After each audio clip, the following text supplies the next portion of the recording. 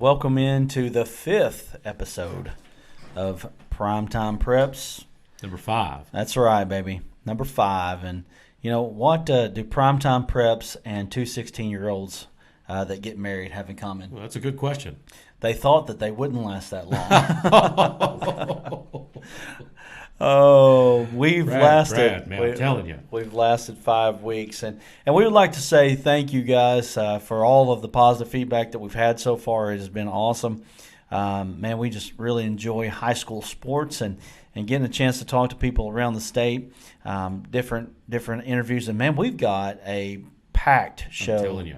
A packed show for you tonight. We had a couple of guys that we had lined up. We were kind of working on maybe one for next week, that kind of thing. But as it turned out, we get them both this week. So we're going to have Joseph Pinion as well as Bryce McKay on the show later on. 2 big-time interviews from 2 big-time kids. We'd also like to remind you to go and subscribe to the Amazon and Google libraries. Also subscribe to us on iTunes and give us a review and let us know that you like us. And if you got bad things to say, don't leave us a review. We just want good things. But man, go and make sure that you are subscribing to our podcast on the Hit That Line network. And also, we'd like to say to everybody to go like the Arkansas Sports Network on Facebook. We don't get to that early enough. Tonight, we're going to get to it early enough. Go ahead. Go to Facebook, like us on the Arkansas Sports Network, as well as the Hit That Line network on Facebook. There's all kinds of ways that you can reach us here on Primetime Preps. And, you know, I feel like that right now we are the show, you know, of your midweek high school sports throughout the state of Arkansas, and we are excited to be here. And like I said, we've got another great show for you tonight. We're going to get right into it on what went down in primetime. And this last Friday night, obviously, more football. And, again, we're always glad to see some football being played, especially in 2020. You know, things that stick out to us, number one, Bentonville scores 74 this week on Rogers. Yeah, that's a big-time game for Bentonville. Cross-town rival almost, pretty close together. And, taking it to Rogers, 74-21. And, anytime you're able to put up that kind of numbers, a lot of these coaches, they're going to pull back. They're going to kind of get back over in the right lane and slow down a little bit when they get up pretty good. So Bentonville, either that didn't happen or perhaps even second, third, fourth string able to make some things happen. Right lane with the brakes on like the Razorbacks the last 2 years, right? No, we had some left lane hammered down 74 points. And you got to wonder with Bentonville, they're watching what's going on down here in Central Arkansas with Bryant. And, Bryant got 70 the week before. Bentonville gets 74. I don't know, maybe. Who knows? It might not be a thing. Conway is right there in that Mixo team that we've talked about quite a bit throughout this season. Conway picks up a 49-42 win over a very good Christian Brothers team out of Tennessee. Yeah, it's definitely a big win for Conway. We've seen Conway quarterback Ben Weiss in a lot of really good games. Conway has had a couple of them that didn't quite go their way, but we know that is a football team that is star-studded, that's able to put up some points and to go on the road, out of state even, and take it to a Christian Brothers team and win 42-49, a victory for Conway. Definitely a big-time win for the Wampus Cats. We highlighted Springdale Fayetteville. Fayetteville picked up a big win, 48-13 over the rival Red Dogs. The Red Dogs and Purple Dogs, always a good one to watch there in Northwest Arkansas. Big-time win for Coach Casey Dick. Absolutely. He needed that one for sure. North Little Rock picks up the 45-7 victory over Fort Smith Northside, setting up the big matchup, the biggest matchup in the state so far this year with North Little Rock and Bryant. So we're going to be talking about that at the end of the show, so you definitely want to stay tuned for that one. As we go down the list here, one of the ones that we highlighted this last week was Greenwood and Benton. And Greenwood picks up the 42-28 victory over Benton to take control of the 6A West. I do wonder, though, if these two teams end up meeting for the state championship before it's all said and done. It's very possible. This Greenwood team made a statement knocking out Benton last week. We've seen Benton in person. We know they're a very good ball club. So when Greenwood's able to take it to Benton, they're doing something right. And we had Jordan Hanna on the program in week 1, so we've talked to the Greenwood defensive players. So definitely a good team in Greenwood and a big win. Jonesboro, 48-14 victory over Searcy to take control of the 6A East. I think Jonesboro's a pretty good team over there. I think the power lies in the West, but I do think that Jonesboro can compete. Lake Hamilton got a big win. They're rolling right along in the 6A West as well. And that sets up a big game as well with Lake Hamilton. We'll talk about that game to date as well this week. Lake Hamilton taking on, who was that, Brad, that Lake Hamilton has?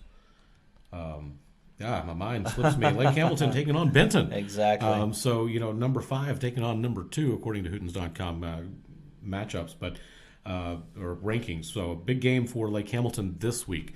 And we'll talk about that game later on tonight. Pulaski Academy 60-28 winners over Little Rock Christian. That was the 1 versus 2 teams in the 5A. The only team that's really been able to touch Pulaski Academy in the state of Arkansas over the last few years is Little Rock Christian. I feel like that Pulaski Academy may have solved the Little Rock Christian riddle. Of course, Coach Kelly over there, he is not shy to solve a lot of riddles over there at Pulaski Academy. The guy does a great job over there, and man, they're rolling. One of the games that we got a chance to listen to on the way home from our broadcast was the Harrison versus Morrilton game, and that game came down to a missed extra point. Definitely did. We were listening to that game going, wow, this is going into double overtime. Morrilton, if I remember correctly, got the ball to start second overtime, went down the field, got the touchdown. Of course, they started at the 10-yard line, so it wasn't far to go, but got the touchdown, missed the extra point, and then, of course, Harrison able to score on their ensuing possession and get the extra point for the win. So it was a big-time win for the Goblins.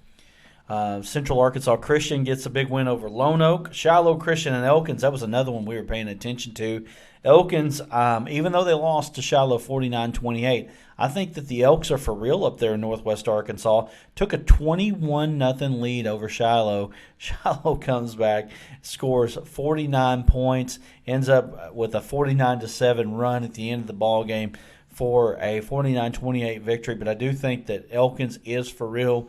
They're up in northwest Arkansas. And what that tells me is that Elkins had a great game plan coming into the game, but some adjustments were made by Shiloh that kind of shut that down. And, we were watching that score as we were doing our football game Friday night, and I remember tapping Brad on the shoulder and saying, hey, look, man, they're up 21-0. Yeah. What's going on here? And then, of course, Shiloh able to shut it down later in the game. So, I got to give it to Elkins, able to hold out and kind of show that, hey, we can compete against Shiloh, and it was definitely a good effort. Mena has really put themselves in a great position to possibly win the 4A4 after back-to-back wins over Dardanelle and Ozark. So they're really in a good position. They're in the 4A4 with a 36-13 victory over the Sand Lizards of Dardanelle. We've gotten to see Mena once, and we had them on the very first show with the Bearcat Bomb. And Mena's got a lot of athletes, got a lot of kids to throw the ball to. They run a fun offense there. Max Montgomery's got a great arm, and one of the top passers in the state for the Bearcats. Just moving down the list here, Boonville with the 43-14 victory over Atkins. We highlighted that game. Boonville is a very good team, and we've got Boonville versus Paris. We're going to talk about that here at the end of the show. And Cedarville and Greenland was a good one. We highlighted that one as well. Two of the top running backs in the state. Greenland comes out with a 28-26 victory there over the Cedarville Pirates. And, man, we just all kinds of football to be played here. I'm trying to get down to this Gurdon and Poen game that we had talked about. There we go. Gurdon with a 42-7 victory over Poen. Gurdon it looks like a team that may compete for that 2A state championship. I think you're right. Gurdon, we knew coming into that night, that game, that Gurdon was going to play some tough football. We knew that Poen was a good football team that hadn't really fully been tested. Well, now they have, and Gurdon came out on top. Yes, big-time game down there in southwest Arkansas. We've got a ton of show for you, and again, make sure you go subscribe to our podcast on the Hit That Line Network, on SoundCloud, iTunes, Google Play. You can check us out there on the Amazon podcast. Also, go like us on Facebook, on the Arkansas Sports Network, and that on Hit That Line Arkansas. After the break, we've got newest Razorback basketball commitment, Joseph Pinion. So you want to stay tuned because we've got a power-packed show today here on Primetime Preps. We will be back right after this.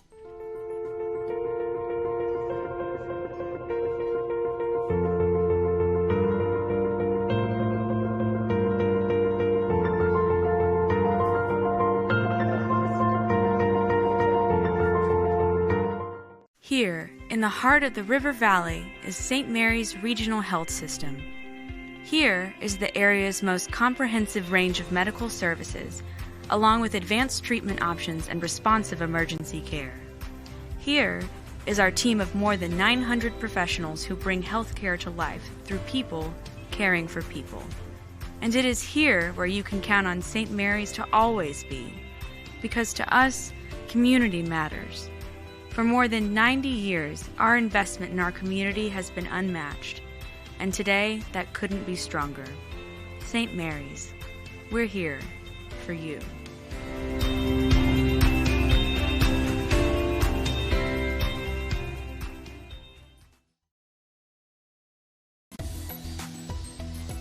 Joining us on Primetime Preps on the Giroux and Associates hotline, we have the newest Arkansas Razorback basketball commitment, Joseph Pinion. Joseph, thanks for joining us on Primetime Preps. Yes, sir. Thank you for having me. So, Joseph, man, you're a junior, and you have been making waves over the last couple years on the basketball front, and I've noticed that your notoriety has went up quite a bit. You kind of went from a virtual unknown to a 4-star, and you grabbed the attention of your favorite team. How does it feel to be a Razorback commitment? It feels honest, such a blessing. I love it so much. I just can't wait to get on the hill with my guys. So Coach Muss has come in. He's kind of got things going in what everybody feels like is the right direction. But one thing about Muss is he don't just take players because they're from Arkansas. What have you done to get Muss's attention? I feel like I really fit their play style. You know, Isaiah Joe, me and him play a lot alike, and I just felt like that's something I can come in and do what he did and be really successful at it. Okay. So let's tell people a little bit about your game. You're, 6'5" now? Is that correct? 6'6". 6'6". So you're 6'6", and you were a back to the basket player. I mean, when I met you the first time, you were a center playing center for your high school team as a freshman. Now you're more of a versatile player, more of a step out, probably a 4 in high school, but you'll be a 3 in college. So tell us a little bit about your game and what you do well. So in my game, I come off the ball screens. I set a lot of ball screens. I pick and pop. You know, I'm bigger than most of the guys, so I'm really playing the post a lot. I'm just doing everything for the team, spacing the floor, getting my guys open. So I'm good at setting screens. I'm gonna be honest, you know, set some high screens, get my guys open for this shot up line. That's really all I do. So I think some people underestimate your athleticism. From what I've been told, you have a 37-inch vertical. Is that right? Yes, sir. 37-inch vertical, 6'6" and 37-inch vertical. Not bad. I'm not sure Isaiah Joe could say that, right? But anyway, man. So you got any funny stories you want to tell us about it, Coach Muss? I don't have any yet, but I'll be sure whenever I get some, I'll be telling you. There you go. What have they done there on the hill to get your attention as far as their style of play? You said that you fit their style of play. What is it you like about their style of play? They play a really, really fast-paced basketball game, and that's whenever I feel like I'm best, is when we're running in transition the whole game, you know, just making other people think. I think really well on the fly, so I feel like I'll be good in their offense. So you were injured at the last or the kind of middle part of your season, sophomore season there. I felt like before your injury, you guys at Morrilton, y'all were easily a top 4 team in 4A. How are you coming along with your injury? I'm fully recovered. I think I recovered faster than the doctors thought that I would. So you're fully recovered. Your knee is fine. Yes, sir. Everything's 100%. So Yes, we're sir. looking at basketball season's going to be here before we know it here, and you guys are getting ready for another season. Of course, COVID has definitely changed things a little bit. Tell us about what Morrilton is looking like this year, moving into the 2021 or 2020-2021 season. Personally, I'm biased though, but I think we should win state. You know, we've got all the pieces. You know, my guy Devin, he's coming in. He's doing great in practice right now. We got to move in from CAC. My guy Brock, he came in. He's looking fantastic right now. He fit the system perfectly. He's been a really great addition. Darius is going to come in. You know, he's going to lock up the other team's best player. You know, score some layups, just do everything for us. Hustle guy. We should be looking really good.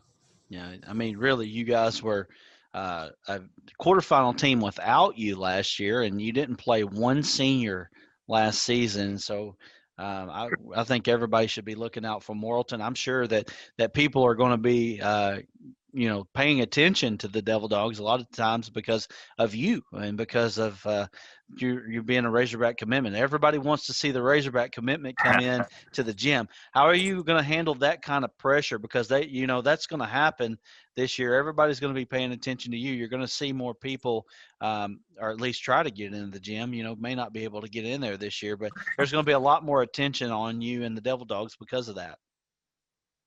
I've never really felt pressure, so I don't feel it at all. I'm not worried about it. I'm just gonna go out and play my game and do what I do best. Yeah. So you come from a basketball family. Your aunt Karen was a national champion, Arkansas Tech, two-time national champion, All-American, I believe. And then your dad is also a really good basketball player as well. Has basketball always been? No, he's not. No, sir. Well, so tell us about your family, though. I know that your dad coached basketball for 11 years there at Atkins and boys and girls there. Tell us about basketball and what it has meant to your family. It's meant a lot to my family. You know, whenever I was little, like second grade, we got a goal, and I just went out and shot every day. You know, my brothers used to bully me on the goal almost to the point where I wanted to quit, but I never quit. I stuck with it, and it's got me to where I am today. That's awesome, man. Well, 6'6" hadn't hurt either, right? No, it hasn't hurt. 37-inch vertical. So, well, Joseph, man, we're excited about watching you play this year. I know that I'm definitely going to be in the gym at least one time, and I'll get to see you at least twice this year on our broadcast. So we'll be looking forward to seeing you guys and the Devil Dogs and see how you guys can do in this what will be a weird season. So, thank you. All right, so that is Joseph Pinion joining us on the Giroux & Associates hotline, and we will be back with Bryce McKay, quarterback from Mountain Home. Here, in the heart of the River Valley, is St. Mary's Regional Health System. Here is the area's most comprehensive range of medical services, along with advanced treatment options and responsive emergency care. Here is our team of more than 900 professionals who bring healthcare to life through people caring for people. And it is here where you can count on St. Mary's to always be, because to us, community matters. For more than 90 years, our investment in our community has been unmatched, and today that couldn't be stronger. St. Mary's, we're here for you.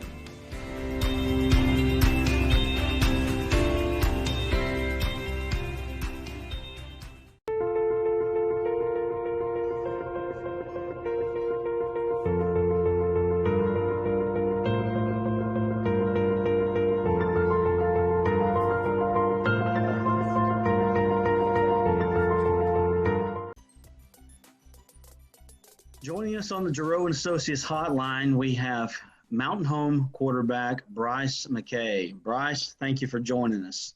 Thank you for having me. So, Bryce, one of the reasons that we've got you on here, you've shown up in our Primetime Performers a couple times here, showing some running and your passing ability. If people don't know about Bryce McKay's game, what would you say about your game? I'd like to say I like to keep it balanced. I've always been more of a run-heavy quarterback just because that's just how our offense was based. And then with a full new coaching staff coming in, we started to incorporate the other side of the ball, passing, getting yards to the air. And how would I describe my game? I mean, I feel like I do a pretty good job at creating explosive plays or creating plays out of not too much that's there. Okay. Well, you guys are having a decent season this year. I mean, no offense to the Bombers when I say this, but you guys aren't really, used to winning a lot. You guys are 4-4 this year, very competitive this year. Tell us a little bit about this season and what's brought the success on this year. I think a full new change of attitude across the whole team, kind of the beginning of a culture shift, I think is what's really driving and developing a winning mentality is what's really driving us. So what is it about what's the winning mentality? How have y'all come to that? Well, kind of just believing that we can compete and that we can win is like whenever we first won against Nettleton, that was kind of just like, all right, that was just like the start of us believing what we can actually do or what we can accomplish if we play our game. Yeah. What was it about that Nettleton game? It just felt like going into it felt different. We came in, it was really our first game. Well, not our first game, but it was senior night, new coaching staff, get to see what we can do week 2. I mean, it was just it was a full different mentality that we were than that we were used to. Well, Bryce, your numbers on the season are pretty eye-popping. You've got 1,135 yards passing, 998 yards rushing. You're averaging 5.2 yards a carry. You've thrown 11 touchdowns, and you've just got 3 interceptions. Also, it looks like you got 9 TDs on the ground, man. You're having a great year. Mm-hmm. What has caused you to have such a great year? I mean, play calls, new offensive coordinator, Coach Jacqueline, genius on that side. And then our line's really putting in work, allowing me to have the time to pass, opening up holes for me and Hirschberger. Really just like, I think that multiple threats, we're a threat through the air now, and then we have a very good running back. The defenses have to be worried about more than just one person or more than just one thing. You guys are hosting a team from down in my neck of the woods, actually, Russellville. Tell us about that matchup Friday night. I'm excited to see how it goes. They're a good team. We're a good team. And I think it's going to be a good game. You guys play in a tough conference, man. You guys have already played some of the top teams in the 6A. Of course, the 6A West houses like 3 of the top 5 or 4 of the top 5, whatever it is there. You guys have a matchup looming with Little Rock Parkview in 2 weeks here. What's it like going through the 6A West conference schedule? Well, it's most definitely challenging. You finish 1 week and you look to the next and you have another extremely good team. It's a challenge for sure, especially we were in East last year and then we switched to West. Didn't really know who we were going to be facing. So we're facing all new teams this year, and that's very interesting. I mean, yes, it is. I mean, I guess it's a lot of fun, right? To get to play some different teams and just kind of mix it up a little bit, right? Mm-hmm. Well, you guys are 2-3 in the league. You look, you're right in the running for the playoffs right now. You'd be the 5th seed out of the conference. You've got Parkview looming. I mean, you could move up even more with a couple wins here. Bryce, you guys have done a great job. I know that there's a lot of people that are going to want to know what's it like to have what I call, this is just my call alone, I call Ryan Mallett the greatest Razorback quarterback to ever play. What's it like playing and being coached by him? It's awesome. The amount of just knowledge he has in football is mind-blowing. and he's a great leader. And just, I don't know, it's a great experience to be able to have him leading me and telling me how to read defenses or telling me what to look for, because I know he knows what he's talking about. Absolutely, playing in the NFL and everything.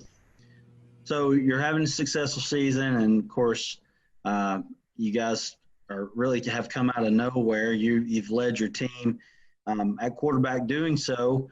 Talk about your interest. You got any college interest right now? Not for, or personally, like colleges I'm interested in would be for academics, but then if I could get into their athletic program, then I would like to. I'm interested in a couple engineering schools. Missouri S&T is one of them, and then I'm interested in Colorado School of Mines, and then Embry-Riddle and Daytona Beach. Those are my top 3 interests, but it's all over the place, I know. Nice. Well, it's definitely different to hear something like that. You hear things like, I'm interested in the University of Arkansas because I want to go play football there, walk on. You're looking at engineering schools. I love it, man. That's pretty awesome.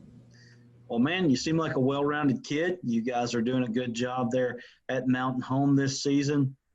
I want to say congratulations to you guys and your coach, Coach Airy. And we're going to be looking forward to watching Mountain Home and seeing what you guys do for the rest of the season.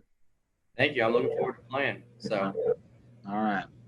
That is a Mountain Home quarterback, Bryce McKay, joining us on the Giroux & Associates hotline. And that was quarterback Bryce McKay of the Mountain Home Bombers talking about the improved season that they've had this year in the 6A West Conference. And when we come back, we've got Arkansas recruiting guru Richard Davenport. And so we will be back with more Primetime Preps right after this.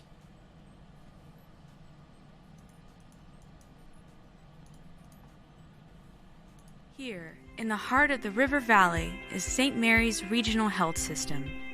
Here is the area's most comprehensive range of medical services, along with advanced treatment options and responsive emergency care. Here is our team of more than 900 professionals who bring healthcare to life through people caring for people. And it is here where you can count on St. Mary's to always be, because to us, community matters. For more than 90 years, our investment in our community has been unmatched, and today that couldn't be stronger. St. Mary's, we're here for you.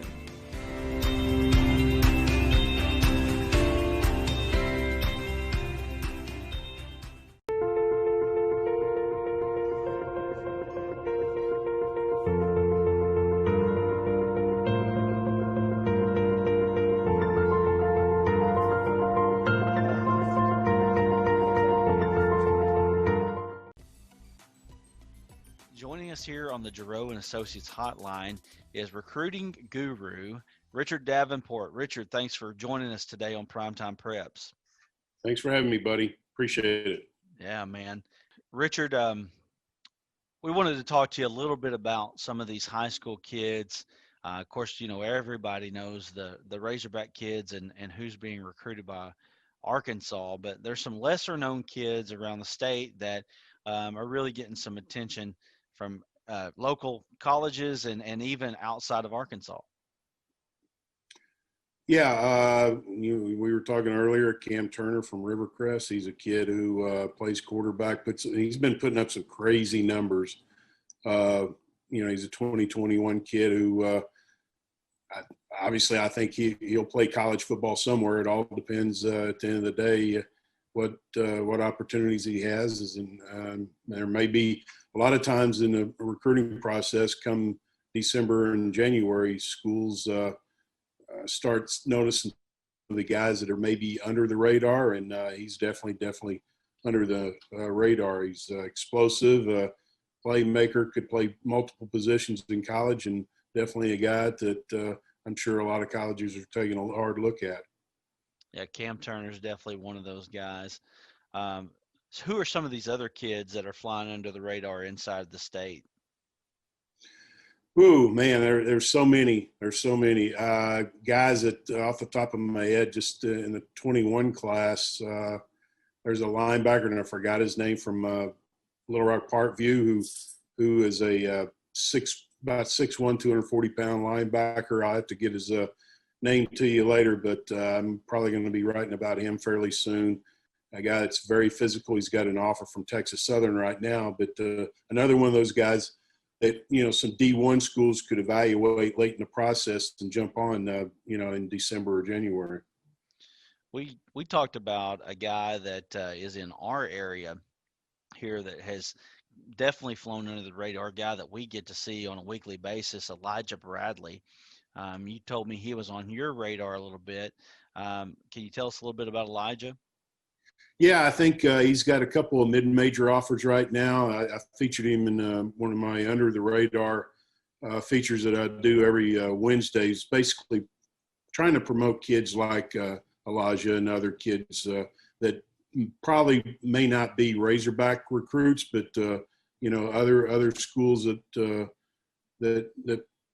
recruit the state may want to look at some of these kids, and he's definitely one of them. I know Coach is really high on him and talks about how he's a great kid, and you can tell he's got some excellent feet when he runs. That's probably the thing that really stands out to me. His ability to change directions is up there. Yeah, he definitely has that ability for sure. Hard runner at points and times for sure, and a versatile player, a kid that has over 500 receiving yards and just over 700 rushing yards this year, running as both a running back and a wide receiver. Who are some of the best players in the state right now?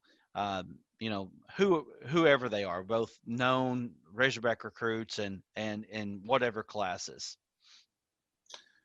When you talk about guys in this class, I mean, probably one of the guys that stood out to me the last 3 or 4 years, Aaron Outley. Everybody knows him, the tight end from Little Rock Parkview. I remember talking to Coach Brad Bolding when he was like a freshman, and he said that he thought he could be another Keith Jackson.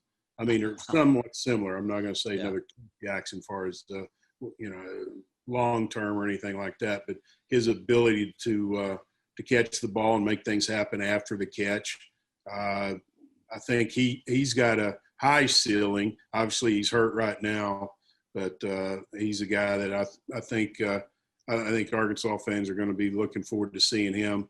His teammate Landon Rogers, the quarterback, is a 6'5", 215-pound signal caller who probably has as much upside as any quarterback I've seen. He's got a cannon for an arm. His arm is elite, and he needs to work on accuracy, but he can run the ball too. He's probably having a better year running the ball than he is throwing, just because they rely on him so much in the running game. But he's a guy that right now I think is somewhat of a project, but he's got as many tools as just about any quarterback Arkansas signed in a while from a physical standpoint.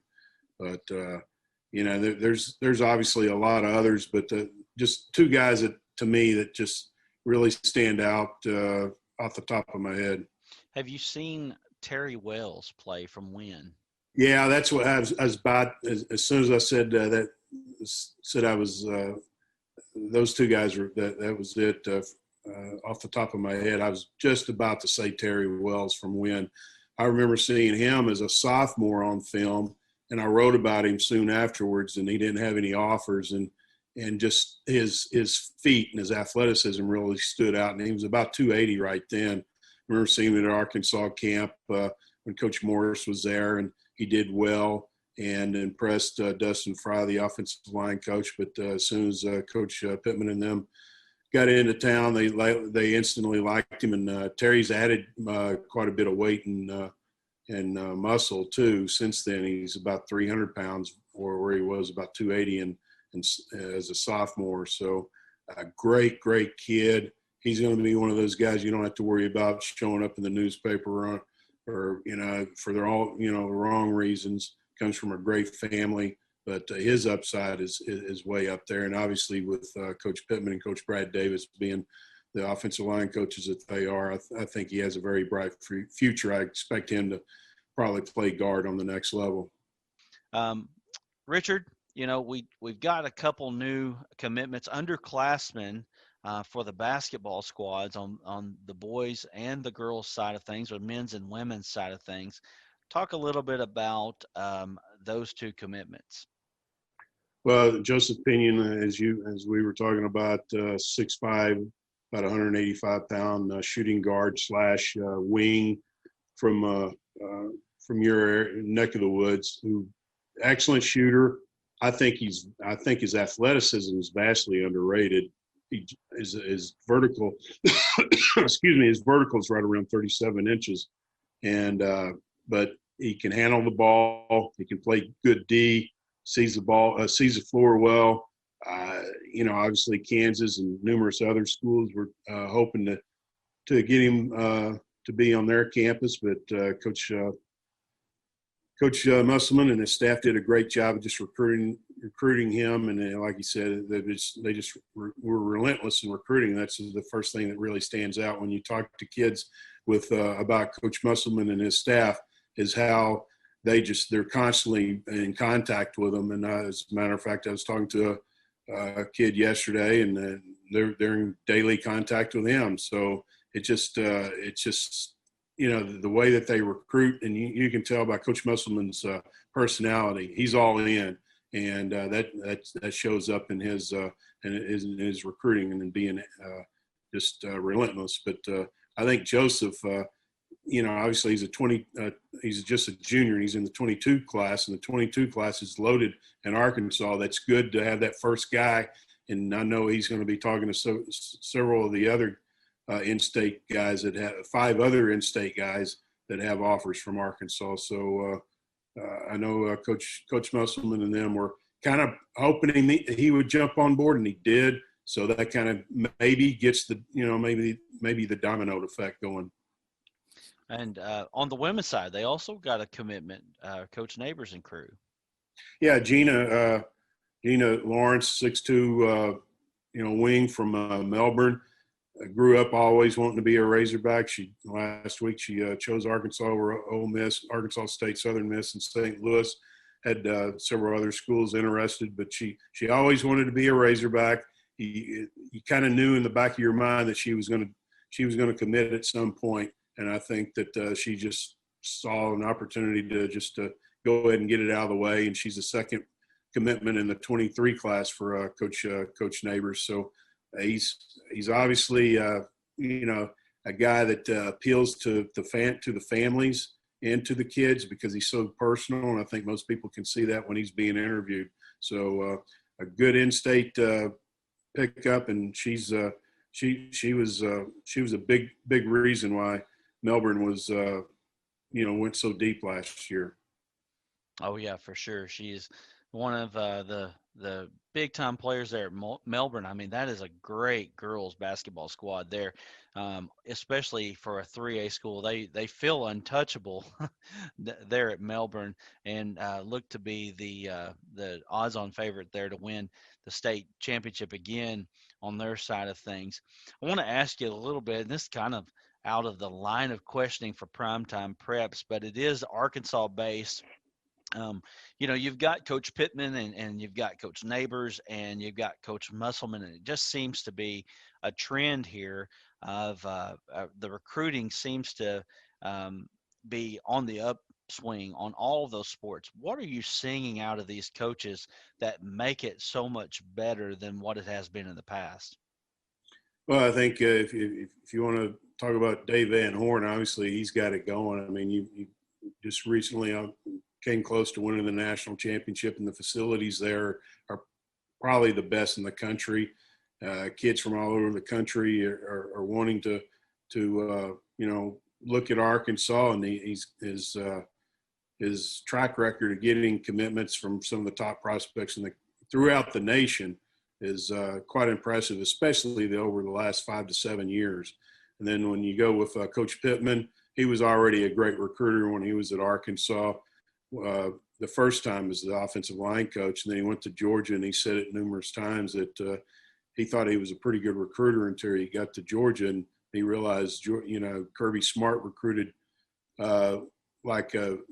recruiting under Kirby Smart was basically on steroids. So you just intensified your recruiting efforts and just stay relentless after kids. And that's pretty much what happens right now. Many of the kids that I talk to are having daily conversations with Coach Pittman, or at least every other day conversations with Coach Pittman, along with their recruiting coach, who's usually their position coach, or just could be the coach that's in their particular area that recruits their area. But and that obviously feeds down towards the assistants, who understand if the head coach is working as hard as he is, I got to bring it too, and I got to work extremely hard. So they're in contact with the kids, they're in contact with the families, the parents, and you hear that that the kids talking about how the coaches reach out to the parents and write the parents, and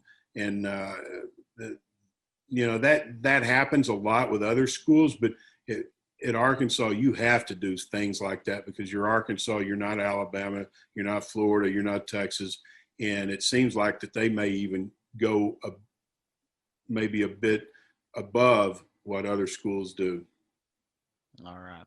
Well, Richard, man, we really thank you for joining us here on Primetime Preps, and man, hope to talk to you sometime later on down the road.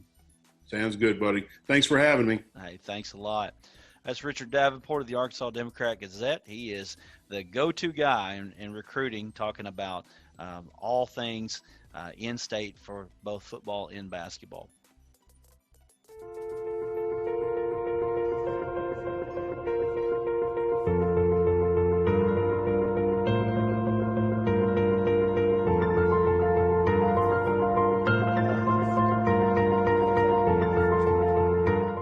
Here, in the heart of the River Valley, is St. Mary's Regional Health System. Here is the area's most comprehensive range of medical services, along with advanced treatment options and responsive emergency care. Here is our team of more than 900 professionals who bring healthcare to life through people caring for people. And it is here where you can count on St. Mary's to always be, because to us, community matters. For more than 90 years, our investment in our community has been unmatched, and today that couldn't be stronger. St. Mary's, we're here for you.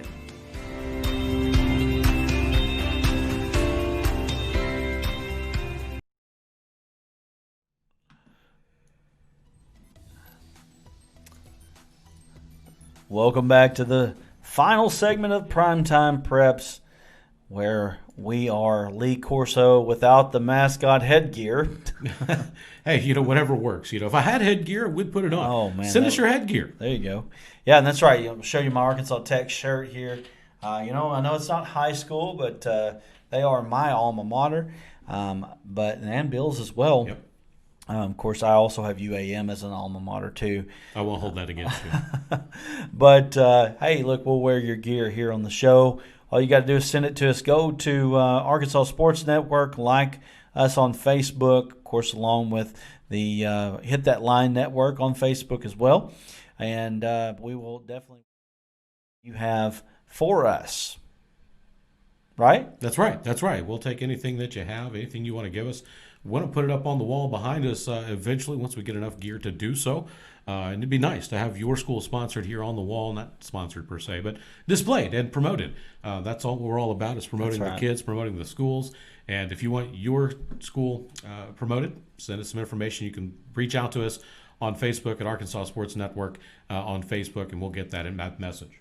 That's right. And then also you need to go like us on iTunes and Google Play and subscribe to the podcast along with rating us. That will help us get up into that algorithm and, get us more listens, and does nothing but help us. And, hey, man, so far this has been so successful, and we are greatly appreciated to you guys that you guys have taken to us and to the show. and we're looking forward to great things for Primetime Preps moving forward. Without a doubt, we're looking forward to basketball season and, talking some round ball here in the next coming weeks. Matter of fact, you just heard from one basketball guy, Joseph Pinion, and we're going to start incorporating more basketball as the weeks go on, and, basketball becomes more and more, in season here in the States. So we're going to be going and transitioning to basketball pretty soon. But, right now we've got football, and we've got the gridiron here. We're going to talk some football, and we're going to give you our picks at the end of the show, but we've got some under-the-radar games. One game that's not under the radar that we're going to talk about, just touch on it real quick. Probably the game of the year in Arkansas, at least in the regular season, is Bryant versus North Little Rock. Big game for both ball clubs. Look, if anybody can beat Bryant, it's going to be North Little Rock, I think. You can look at Bentonville and say maybe they have a chance, but we'll see what happens when and if they meet. But, first, we have a big primetime matchup this week, and we're going to talk about that in more detail later. But Bryant at North Little Rock, so that could be an interesting ball game. Beautiful stadium there at North Little Rock. We've got Jonesboro at Sylvan Hills.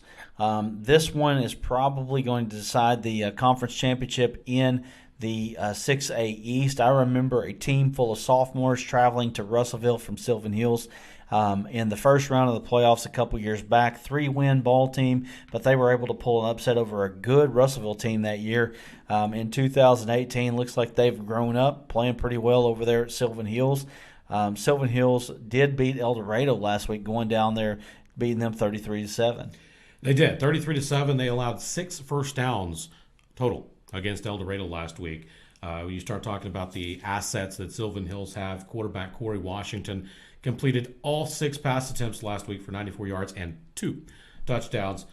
Sylvan Hills also getting things done in the ground game, putting up 349 yards on the ground last week against El Dorado. But Jonesboro, also highly touted, 5-2 team, ranked number 4 by Hootens. Jonesboro beat Searcy 41-14 last week, and some big-time stats coming out of that as quarterback Riker Acebo, 26 of 40 for 275 yards, 3 scores, and their tailback Charlie Long ran for 76 yards and 2 touchdowns last week. So both of those teams, Sylvan Hills and Jonesboro, have some big-time athletes at their disposal. Again, Jonesboro 5-2, Sylvan Hills 5-3 on the season. And they're pretty closely ranked. Hootens has Jonesboro at number 4, Sylvan Hills at number 6. That's going to be a primetime matchup. Absolutely. Man, we've got some just other big-time matchups along the way here. One of them going down into 4A. We've got Morrilton at Nashville. Malvern at Nashville. We'll get these M's right here in a second. Malvern, I have been told, may be the best team in the 4A7, but they have been riddled with COVID this year. They're 4-4 overall, and that was something that Aaron Weatherford said last week on the show. He said, Malvern's probably the best team in the 7-4A. Right now, Nashville takes that spot, though, as the top team, as they had beat Pulaski Robinson earlier in the season by a missed extra point, or actually missed field goal is what it ended up being. A great game there at Nashville. So now we've got Nashville and Malvern as one of the better games in the 4A. Absolutely. Anytime you go to Nashville, you're going to have a scrap on your hands, and the Scrappers do just that. They had 2 punts that they returned for touchdowns last week in their 47-1 win over Haskell, Harmon, and Grove. So big-time performance by Nashville last week. Quarterback Ty Gordon, all 6 pass attempts were completed for 123 yards and 3 touchdowns. He also ran 3 times for 32 yards, if you're counting that. But big-time performance by the Scrappers last week over Haskell. Malvern, on the other hand, Jacob Hart ran for 103 yards and a touchdown in last week's loss at Fountain Lake. But like you said, Malvern struggling with the bug, if you will, and that's been biting a lot of schools. Lone Oak traveling to Stuttgart. Stuttgart sitting at number 3 in the state right now in 4A.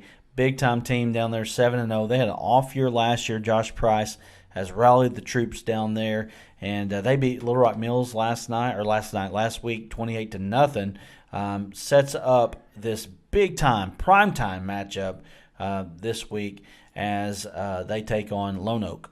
And that's one of the games that we were talking about Friday night after all the games had gone on, about how this game is going to set the stage for that CAC game with Stuttgart next week. Lone Oak lost to CAC last week, 49-34, in a pretty close ball game by all indications. Braden Allen completed 11 of 13 passes, 146 yards, and 2 touchdowns. Also took it on the ground for over triple digits, 106 yards and a touchdown. So Lone Oak has some intangibles there, and Lone Oak is always known to play Stuttgart well. It's one of those rivalry games where you can throw the records out the window. They're going to give you their best shot. So Lone Oak and Stuttgart, of course, Stuttgart is undefeated. 7-0 on the team. They beat Little Rock Mills, like you said, 28-0 last week, and this will set the stage for a big-time matchup with CAC for the conference title next weekend. The Ozark Hillbillies are traveling to Lamar. This is an old 4A4 matchup. It's actually what used to be a 2A West matchup, Ozark and Lamar. Lamar is an underrated ball club, I think, in the 4A. They're not going to win the state championship, but they are a good team. Brady James is a kid, a primetime performer, no doubt about that. 15 carries last week, 269 yards and 5 touchdowns. Big time over Riverview. And quarterback Landon Harrison was 17 of 27 passing, 221 yards and 2 touchdowns. And we got to see Ozark last week as they took on a COVID-ridden Pottsville team. And Ozark looked pretty good in that ball game. Of course, the Pottsville playing without all of their, most of their star athletes in that game. Lamar was Ozark able to jump out pretty quickly, a 33-0 lead in the first quarter. It kind of took the pedal off the gas a little bit as the game wore on. Harper Farkenberry only participated in that game, I think, in the first half. Might have had the for opening drive in the third quarter, but Ozark able to pull all of its athletes, let some younger guys get some attempts, but definitely a big game for Ozark last week, and it sets up for basically a game that could decide the number 2 playoff seed with Ozark and Lamar. We've seen Lamar in person. We know Brady James is dangerous. He's very quick to hit that edge, and once he hits that corner edge, he'll put on the jets and make something happen. It's not going to be a pushover for the Hillbillies. I'm telling you, Lamar is a solid football team, and they are well coached by Josh Jones there at Lamar. I'm telling you, one of the best coaches in the state that nobody knows about. He's very solid, and I mean his teams execute. And they have such a diverse offense. They will pass when they need to. He tailors that offense to his talent that he has on his team. Very impressed with Coach Jones over there at Lamar. Moving on down the line here, got 2 massive matchups in 3A. We're going to talk about Boonville and Paris later. They're one of our picks. But we've also got Newport Harding Academy. This is defending state champion versus the number 7 team, Newport, who is 8-0. That's right. Newport 8-0 and pretty a quiet 8-0 as well, ranked number 7 in the state. Put up 356 yards against Salem and forced 3 turnovers last week. Tyrone Davis had 1,000 yards rushing and 12 touchdowns on the season. So definitely has some good running potential with Newport. They're going to put it to the test with Harding Academy. They've won 20 straight versus in-state schools since they last lost to Namar, we just talked about, in the second round of the 2018 playoffs. I was at that one. No, was you? Yeah, I was at that. It was a good ball game. That was a good game. I remember covering that with what we were doing at the time. It's definitely a good ball game. Harding senior quarterback Caden Sipe, somebody we've had as one of our primetime performers this year, has over 1,390 passing yards, 14 touchdowns, and only 3 interceptions. And so that is why Harding Academy, it's one of the reasons why Harding Academy is ranked number 1 in the state at a 5-1 record. Harding is favored in that game. And it's going to be a good matchup. A matchup for the 3A3 conference, most likely. Hoxie taking on Osceola. Yep, Hoxie and Osceola definitely a big ball game. Hoxie is favored in that game, but the winner will basically get the top playoff seed out of the 3-4A conference, or the 3A3 conference. Quarterback Don Littleton of Osceola has amassed more than 1,500 yards this season with 17 touchdowns. That's pretty impressive stats from any quarterback in the state. And so, Osceola has it going for them. Absolutely, and they're always tough coming down to the end of the season. They're always a team that is fighting for a state championship. Hoxie looks maybe be the better team this year. That's going to be an interesting matchup over there in Northeast Arkansas. So let's get to our primetime performers, shall we? Let's do that. I know we have some of them to discuss here tonight. Looking at our first one out of Pulaski Academy, Nolan Bruffett, the quarterback, 18 of 28 passing for 268 yards and 4 touchdowns. Of course, if you look right on the next line, Joseph Hyman, his teammate from Pulaski Academy, 17 carries, 280 yards and 4 touchdowns. So Pulaski Academy, 4 touchdowns through the air, 4 on the ground. 2 primetime performances right there.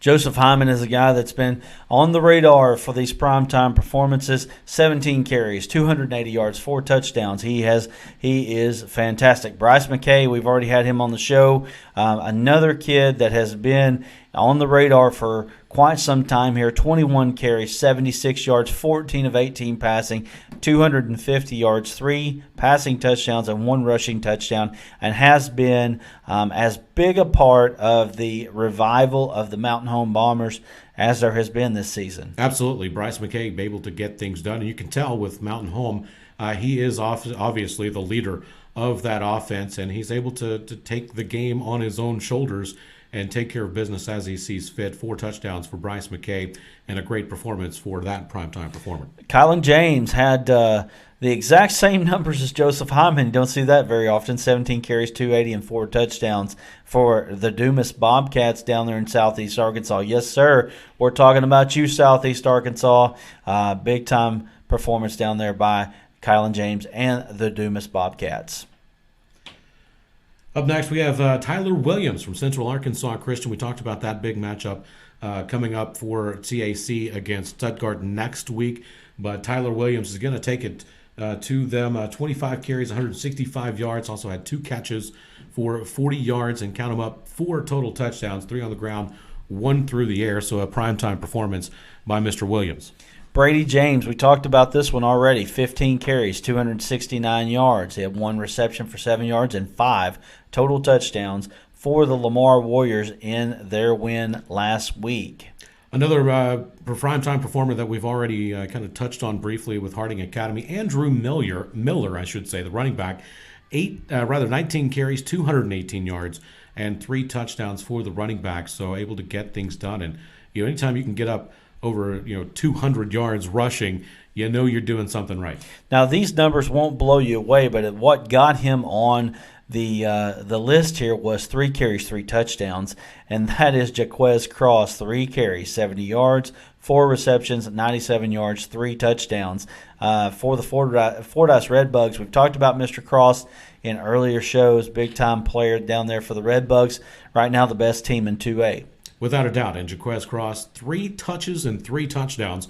That's huge. Anytime you touch the ball 3 times and carry it into the end zone and amass 70 yards, so it's not like they're giving it to him on first and goal from the 3. He's working for those touchdowns, and a great performance by the Redbugs there with Jaquez Cross. All right, so that is our primetime performers for the week. I guess it was week 8 of the high school football season. Week 9, I guess, was 0 week there. And we're getting now into our primetime picks, and these are the games that we're going to be really paying attention to this week. We start with the game of the year in Arkansas football, Bryant at North Little Rock.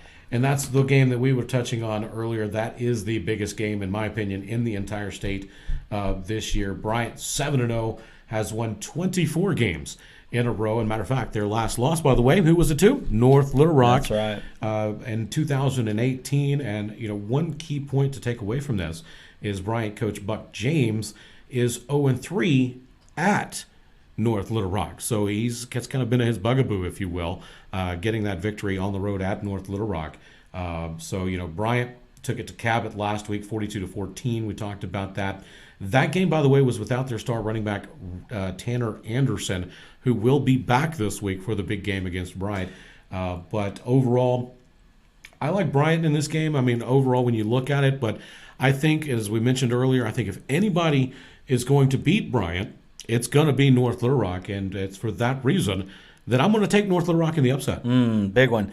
I got Bryant. I just, until you beat them, you can't pick against them. That's my opinion. It is going to be a great game over there. I don't know. Bill and I may have to mosey on down there now. We'll have to see what's going on with our broadcast up here at Pottsville. But, man, looking forward to that game and kind of following it, see what's going on there. I've got Bryant. Bill has North Little Rock. Moving on, Lake Hamilton at Benton. I took Benton over Lake Hamilton, another game that's going to decide seeding in a conference. You know, in Benton, you look at their record, Benton 5-3, and their 3 losses were quality losses to quality teams. So Benton has been tested. We know Benton is a good football team, but Lake Hamilton comes in 7-0, ranked number 5 in the state.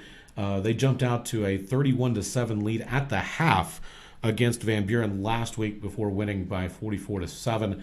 Rushed for 386 yards and 6 touchdowns last week against Van Buren. Lake Hamilton, the only thing that I would question is the tests that they've went through. We know Benton, like I said, has been tested, but you know, I do think that a 7-0 team has a great shot of knocking off Benton, and I'm going to live dangerously this year and take, or this week, and take Lake Hamilton. Morrilton, a team that come off a 1-point loss to Harrison. Harrison's been the class of the 5A West. Morrilton is one of the most improved teams in the state since week 1. I've got Morrilton over Valonia at Valonia. Bill, you disagree? I do disagree. I think that Morrilton, coming off the tough loss last week at home against Harrison in double overtime, and the way that they lost it, could be a bit deflating for the Devil Dogs. I know Valonia right now 5-2. This is going to decide the number 2 playoff seed, and so it's a big game for both teams. Valonia able to defeat Alma 35-8 last week. Junior Seth Kirk had 30 carries for 172 yards and 3 touchdowns. He also caught 2 passes for 21 yards. And their quarterback, just a sophomore, by the way, Austin McKissick, 20 of 28 for 237 yards and 2 touchdowns. And their receiver in Jamison Hinesley caught 7 passes for 148 and 2 touchdowns. So we know that Valonia, quietly at 5-2, definitely has the potential to be there, and I think Morrilton may have a bit of a letdown this week. I'll take Valonia. That's very possible. And, you know, Valonia has Austin Myers, the Kansas commit at quarterback. They are a very potent football team, and a game that is going to go a long way in the playoff standings in the 5A West. Malvern is taking on Nashville. We both agree it's the Scrappers. And, you know, when you go to the Hill, Bill, it is tough sledding there, and not very many teams come out with wins. No, it's hard to go to Nashville and win a ball game. And, by the way, we mentioned the great stadium of North Little Rock. I have to also say that Nashville has a fantastic stadium as well. But looking last week, they returned 2 punts for touchdowns last week in a 41-7 win over Haskell. And I think that's going to be a big-time win for Nashville. Give me the Scrappers. Finally, Boonville at Paris. Man, this is a great matchup, an unexpected great matchup, by the way, because nobody was really expecting much out of Paris this year. Paris is, I think, 8-0 for the first time since the 50s. 1956. Wow. That's big. Bill, you got the Eagles at home. I'm going to take the Bearcats.